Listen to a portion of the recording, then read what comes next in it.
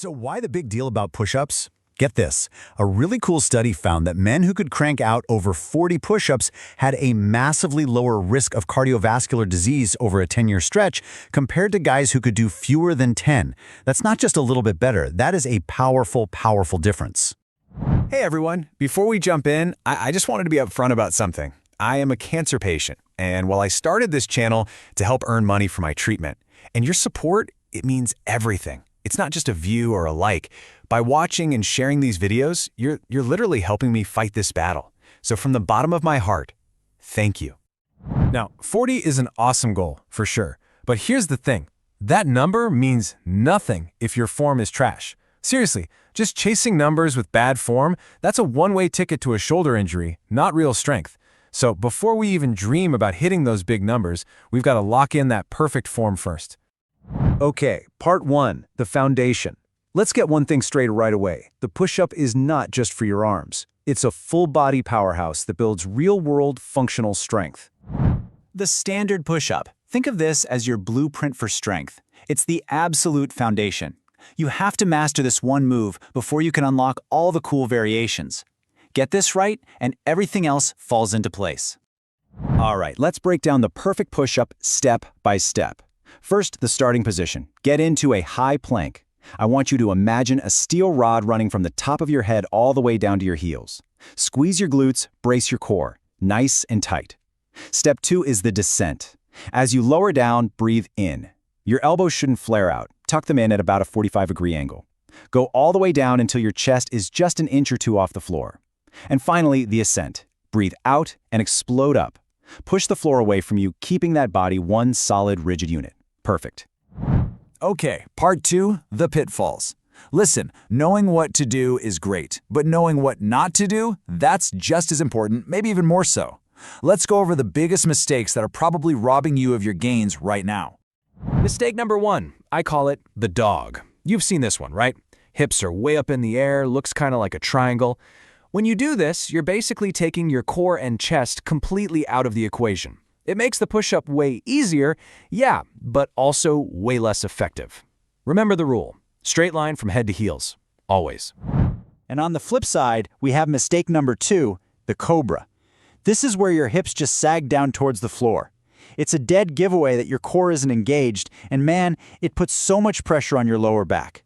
This isn't just bad form, it's risky. That's an instant no rep, my friend. All right, mistake number 3 is a big one for your shoulders. It's the T shape, where your elbows flare straight out to the sides. This puts your shoulder joint in a super weak and dangerous position. So here's the only cue you need to remember. You want to look like an arrow from above, not a T.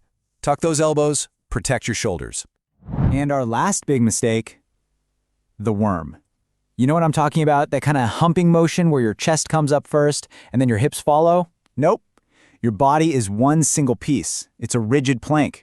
It should leave the floor and go back down as one solid unit. No wiggling. All right, moving on to part 3, expand your arsenal.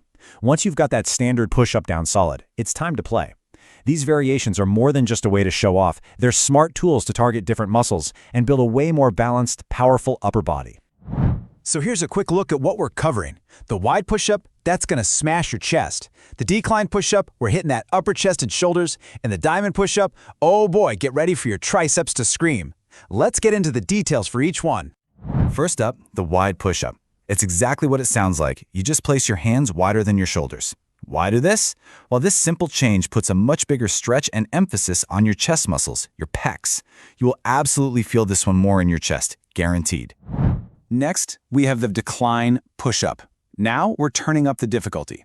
By putting your feet up on a bench or a box, you're basically shifting your center of gravity. It forces more of your body weight forward, putting way more load on your upper chest and the fronts of your shoulders. This one is tough, but it's amazing for building that upper shelf. And finally, the king of tricep push-ups, the diamond push-up. This is an advanced move. You bring your hands in close, right under your sternum, so your thumbs and index fingers touch and form a diamond. This position isolates the heck out of your triceps. Now, quick tip, if the diamond shape hurts your wrists, don't sweat it. Just bring your hands close together. The goal is closeness, not a perfect diamond. Okay, let's get to maybe the most important section of all. Part 4, your progression plan. Look, it doesn't matter if you can't even do one push-up right now. I mean it.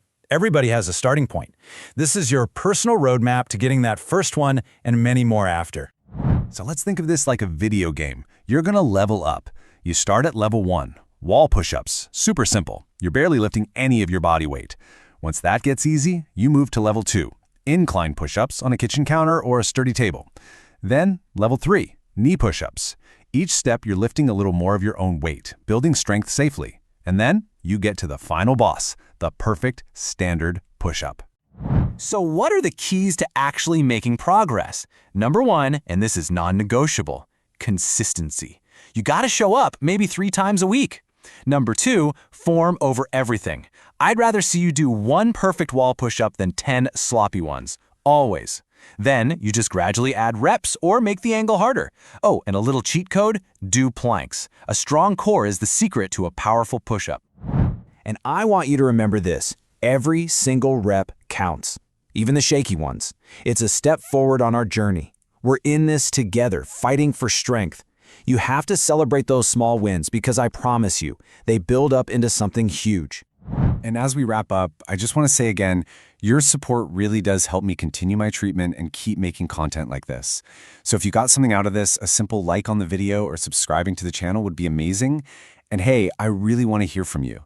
Drop a comment below and tell me, where are you starting? Wall push-ups, knee push-ups? Let me know. Seriously, thank you for being here and being a part of the Strength Extreme family. It honestly means the world. So I'll leave you with one final question. What's the very first goal you're setting for your fitness journey? Is it to do 5 perfect wall push-ups? Is it to hold a plank for 30 seconds? Whatever it is, no matter how small, I want you to write it down in the comments. Let's make a commitment right here, right now. Let's get stronger together.